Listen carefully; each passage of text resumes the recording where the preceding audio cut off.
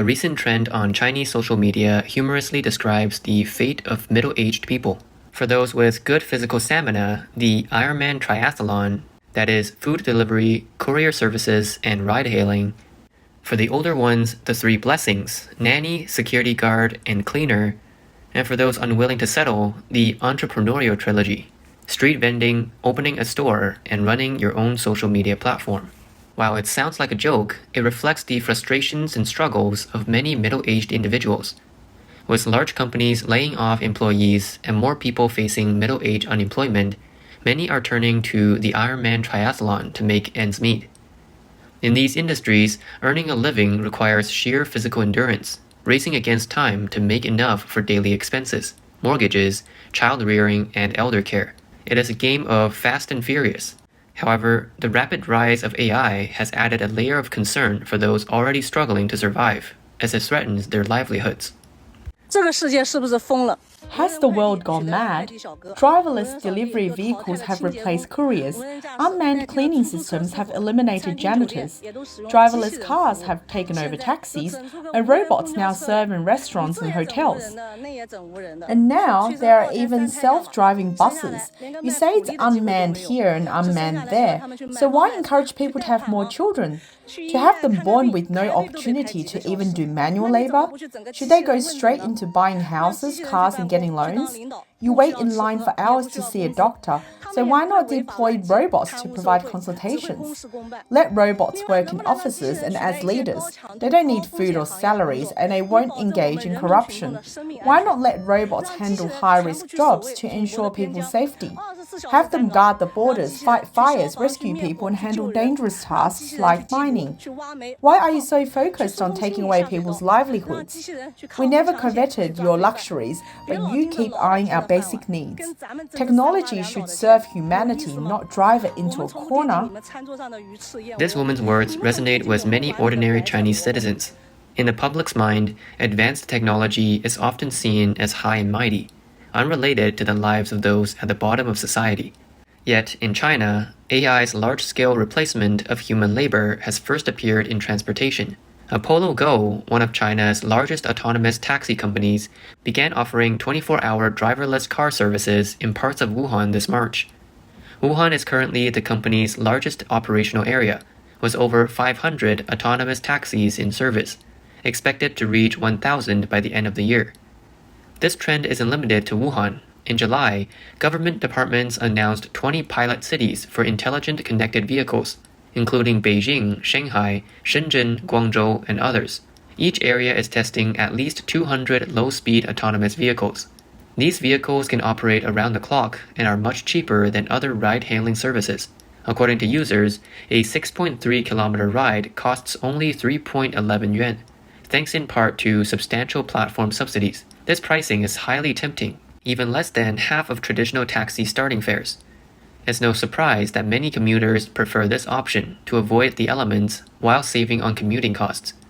In a short time, Apollo Go has attracted over 100,000 passengers in Wuhan alone. In July, Apollo Go saw an explosive growth in fully driverless orders in Wuhan, with daily peaks exceeding 20 rides per vehicle.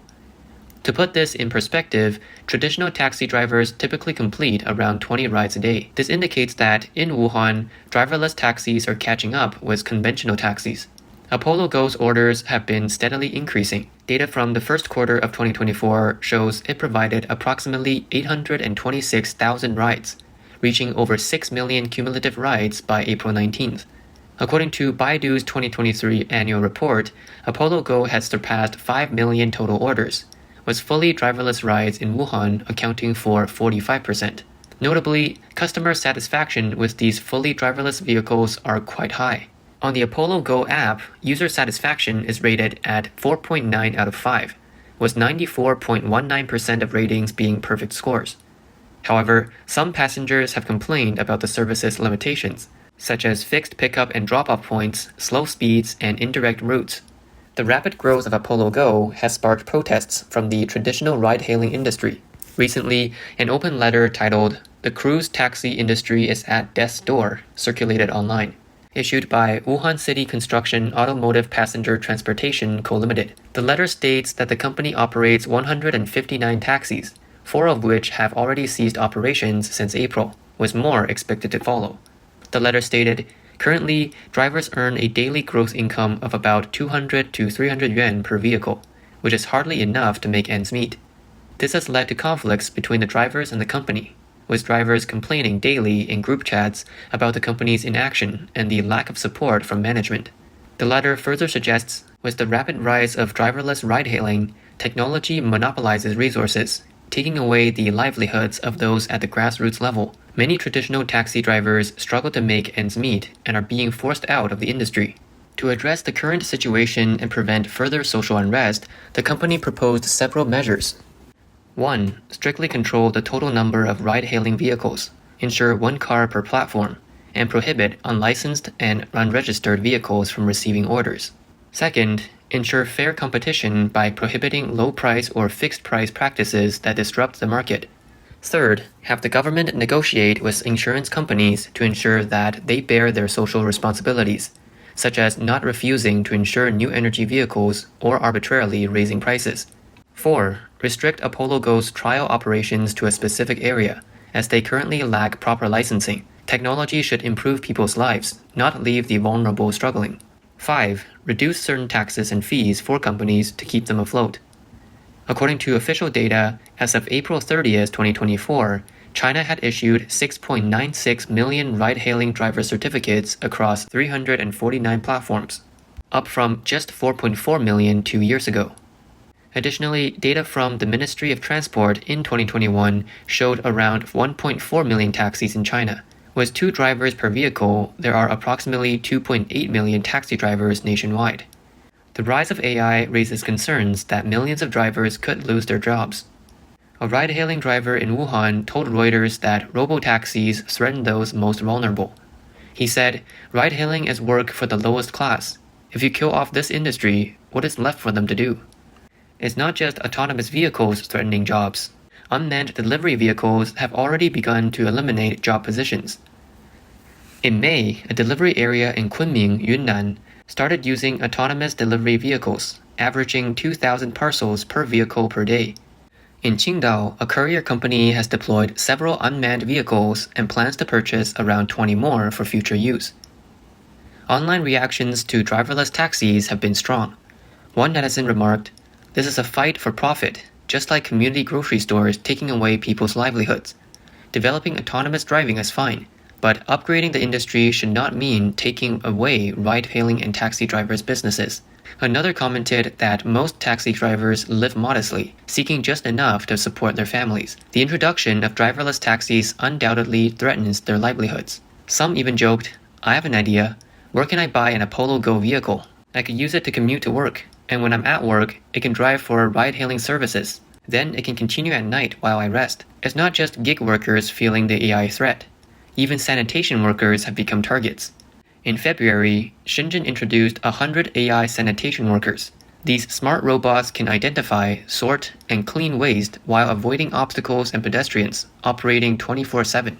Reports say these AI sanitation workers are 3 times more efficient than human workers, providing faster and more thorough cleaning. They also save significant human and material resources, needing only recharging instead of rest, food, or fuel. They can lighten the burden on human sanitation workers and increase safety by handling heavy items and avoiding hazardous areas, therefore reducing workplace accidents.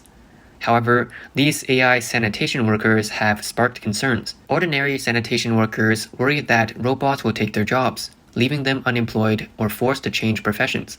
They ask, "Are these robots here to take away our livelihoods? We are already part of the most vulnerable groups in society. How will we make ends meet?" Some netizens bluntly pointed out, "Wouldn't it be more cost-effective to use this money to give sanitation workers a raise rather than developing robots?" Some netizens have remarked, "We can have 10,000 AI leaders, but not a single AI sanitation worker." Indeed, many sanitation workers are older and have limited education, making it difficult for them to find other jobs.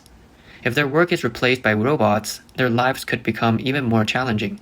In recent years, China's economy has been on a downward trend, with high unemployment rates. Young people, in the prime of their lives, struggle to find jobs even after years of hard work. This leaves sanitation workers who already engage in labor-intensive tasks in an even more precarious position. Even if given the chance to learn new skills, how likely are they to find a job that can support their families? Apart from driverless cars on the ground, drones are also starting to take over jobs. In May this year, the first dedicated drone delivery route was successfully launched in Nantong, Jiangsu, in collaboration with China Mobile and SF Express. In July, 20 drone routes across 5 pilot cities in Anhui province were officially initiated. These operations will deploy over 40 drone flights and 600 unmanned vehicles daily. Some have predicted that jobs characterized by simple processes and little need for thought will vanish in the future. Roles like sanitation workers and supermarket clerks, which can be easily simulated by algorithms, are prime candidates for machine replacement. Last year, the rise of ChatGPT sparked discussions online in China about the top 10 professions that could be replaced by this AI. 1. Technical jobs such as programmers and software engineers. 2. Media workers. 3. Legal professionals. 4. Market research analysts. 5. Teachers. 6. Finance professionals. 7. Traders. 8. Graphic designers. 9. Accountants. And 10. Customer service representatives. Regardless of the accuracy of this claim, the impact of AI on various professions worldwide cannot be ignored. In June, the International Monetary Fund (IMF) published an economic research report titled "Broadening the Gains from Generative AI: The Role of Fiscal Policies." The report drew attention for the IMF's expression of concern over AI taking away a large number of human jobs, and its call for governments to take more measures to protect their economies. The IMF forecasts that the AI transition may more frequently impact highly skilled labor and white-collar workers. In contrast to previously productivity booms like robotics, which primarily affected blue-collar workers, the AI era could see a reduction in high-skilled jobs. One of the report's authors, IMF Deputy Director of Fiscal Affairs, Era Dabla-Norris, used the phrase higher and longer, similar to the Federal Reserve's language. She stated that for workers facing higher unemployment rates and longer unemployment periods, the transition could be painful. Older workers might not possess the skills needed in the AI era and may need longer to acquire them than before. This report is not the first time the IMF has warned about AI reshaping the job market. IMF Managing Director Kristalina Georgieva-Kinova wrote in a blog post in January that AI is expected to affect about 40% of global jobs, according to the latest IMF research. In developed economies, the proportion of jobs affected by machine learning could rise to 60%, with half experiencing negative impacts. The losers will face lower wages, fewer job opportunities, and in some cases, job extinction. Investment bank Goldman Sachs also released a report last year, projecting that 300 million jobs worldwide could be replaced by generative AI, with lawyers and administrative staff being the most affected. Occupations that require physical labor or are outdoors, such as construction and maintenance work, are expected to be less impacted. The reason behind these conclusions lies in the functions of generative AI. Today's AI technology already boasts strong semantic understanding and emotional interpretation capabilities, extending beyond text to include audio, images, video, and even cross-modal generation between them. 1. Content creation. Take ChatGPT, for example. It can assist humans in faster cross-platform information retrieval, integration, and streamlined content creation. It can also provide inspiration, materials, and creative extensions, producing media copy, marketing content, news reports, poetry, novels, scripts, and lyrics. This powerful functionality can significantly impact text-based fields like publishing, advertising, and editing, enhancing efficiency but potentially reducing human creativity and motivation. 2. AI art. Tools like Midjourney and Stable Diffusion allow users to generate images using key prompts. By adding details and adjusting prompt weights, users can create artworks closely matching their original design ideas. 3. Coding. ChatGPT can generate code, build data models, fix bugs, write MySQL queries, and generate Excel formulas, greatly enhancing programming efficiency. This poses a challenge to computer-related professions such as programming. 4. Dialogue and communication. AI can replace human beings in 24-hour conversational roles. affecting jobs like consultants and customer service. Its powerful data integration and knowledge collection capabilities could cover various fields, including publishing, online education, finance, and healthcare. As AI technology evolves and becomes more widespread, even traditional jobs involving repetitive tasks and simple operations, such as assembly line work, could be replaced by artificial intelligence. In its report, the IMF concludes that due to the uncertainty surrounding AI's future, countries should adopt more agile methods to prepare for potentially highly disruptive scenarios. The IMF suggests a range of measures, including improving unemployment insurance systems and adapting education and training policies to the new reality. It also highlights the importance of sector-specific training, apprenticeships, and retraining programs to help workers transition into new fields. University of Chicago professor Eric Posner recently issued a stark warning that the rise of artificial intelligence could have a disruptive impact on the job market, risking permanent unemployment for many workers. He also noted that existing social security systems do not have effective measures to address this issue. A study from 2024 predicts that up to 90% of jobs could be affected by AI in the next decade, with 9% of the workforce at risk of being entirely replaced by AI. While some suggest that governments could implement universal basic income to supplement the income of the unemployed, Professor Posner remains skeptical. He warns that this approach does not address a key issue brought about by AI-driven labor changes. Many who once had jobs may experience emotional harm from feeling they are no longer contributing to society. He further explains that higher unemployment rates are closely linked to increased mental health problems, including depression, alcoholism, and anxiety. He wrote, "That means substantial, and for many people, permanent unemployment. There is no social safety net generous enough to protect people from the mental health effects and society from the political turmoil that would follow from such widespread disappointment and alienation." While autonomous driving technology is still in its experimental stage, China has been more proactive in approving autonomous driving trials compared to the United States. In the US, autonomous driving services often face immediate investigations and suspensions following related accidents. In contrast, in China, despite safety concerns, the number of robo-taxis is rapidly increasing, with the Chinese government approving tests as part of its economic goals. Autonomous driving companies like Cruise, owned by General Motors, and Waymo, under Alphabet, have launched commercial driverless taxi services in San Francisco and Phoenix. Waymo's former CEO, John Krafcik, stated, "There's a clear contrast between US and China, as US robotaxi developers face stricter scrutiny and higher barriers.